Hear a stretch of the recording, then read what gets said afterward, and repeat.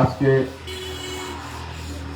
Bogura fertiliser অ্যাসোসিয়েশনের উদ্যোগে আয়োজিত আমাদের সকলের প্রিয় নেত্রী বিএনপির চেয়ারপারসন, বাংলাদেশ গণপ্রজাতন্ত্রী বাংলাদেশ সরকারের তিনবারের সাবেক প্রধানমন্ত্রী দেশনেত্রী বেগম খালেদা জিয়ার রুহের মাগফিরাত কামনা করে এই দোয়া মাহফিলের উপস্থিত সম্মানিত সভাপতি, আমাদের মধ্যে উপস্থিত রয়েছেন সাদরপুর থানা বিএনপি সিনিয়র সহসভাপতি জনাব আব্দুল হাকিম মন্ডল, উপস্থিত রয়েছেন এই অনুষ্ঠানের প্রধান পৃষ্ঠপোষক বগুড়া ফার্টিলাইজার অ্যাসোসিয়েশনের সংগ্রামী সাধারণ সম্পাদক, সাবেক যুব নেতা, ছাত্র নেতা জনাব আমাদের সকলের প্রিয় জনাব ইনামুল হক ইনাম।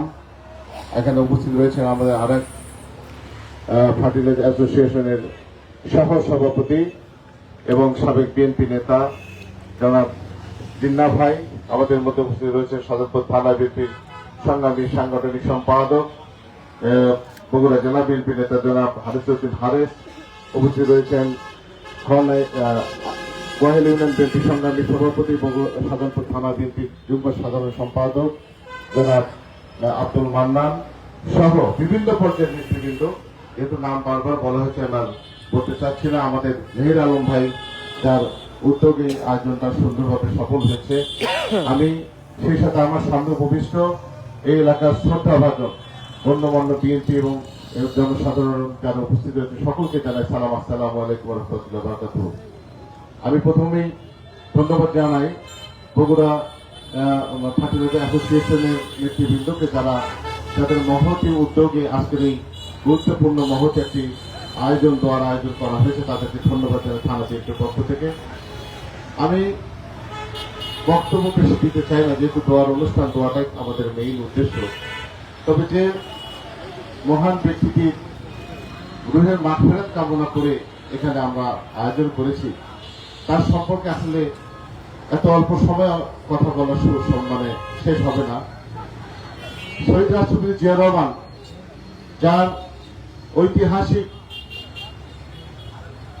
স্বাধীনতার ঘোষণার মাধ্যমে এবং তার যুদ্ধে অংশগ্রহণের মাধ্যমে এই দেশকে স্বাধীন করা হয়, সেই মহান নেতার পরলোক বা শাহাদত বরণ করার পরে বাংলাদেশ যখন একদম অভিভাবক শূন্য হয়ে পড়ে, এই বাংলাদেশ যখন অভিভাবক শূন্য হয়ে পড়ে, নেতৃত্ব শূন্য হয়ে পড়েছিল, সে সময় ঘর থেকে, গৃহিণী থেকে এই আমাদের প্রিয় নেত্রী দেশনেত্রী বেগম খালেদা জিয়া, শহীদ রাষ্ট্রপতি জিয়া রহমানের সুযোগ্য পত্নী, তিনি এই বাংলাদেশের মানুষের দায়িত্ব নিয়ে তিনি এসে রাজপথে নেমে আসেন। আপনারা সবাই জানেন, সেই 90-এর গণঅভ্যুত্থানে 9 বছর তিনি এদেশের মানুষকে ঐক্যবদ্ধ করে, সর্বস্তরের মানুষকে, সর্বশ্রেণীর সকল দলের মানুষকে ঐক্যবদ্ধ করে এদেশের মানুষের পক্ষে রাজপথে নেমে আন্দোলন সংগ্রাম করে সে সময় ফ্যাসিস্ট হাসিনা এরশাদ উৎখাত করেছিল। এবং সেই থেকে তার আমৃত্যু তিনি দেশের গণতন্ত্র রক্ষার জন্য আজীবন তিনি লড়াই করে গেছেন। তিনি তার জীবদ্দশায় কোন স্বৈরশাসক, কোন অন্যায়ের সাথে কখনই কোন পরিস্থিতিতে তিনি আপোষ করেন না। এবং আপনারা জানেন, তথাকথিত 111 সৃষ্টি করে তাদের জিয়া পরিবারের সদস্যদের উপর কিভাবে নির্মম নিষ্ঠুরতা নেমে এসেছিল।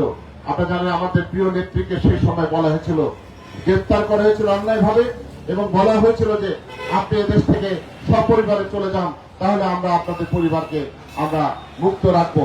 কিন্তু তিনি বলেছিলেন যে এদেশের বাইরে আমার কোনো বাড়ি নেই, আমার কোনো জায়গা নেই, বাংলাদেশে আমার একমাত্র ঘর, আর বাংলাদেশে আমার একমাত্র বাড়ি, এবং বাংলাদেশের মানুষই আমাদের একমাত্র আমার আপনজন। তিনি যত নির্যাতন তার পরিবারে এসেছে, আমাদের প্রিয় নেতৃত্ব মামলা করে গ্রেপ্তার করতে 6 বছর বিনা কারণে তাকে কারাবন্দী করে নিষ্ঠুর নির্যাতন করা হয়েছে।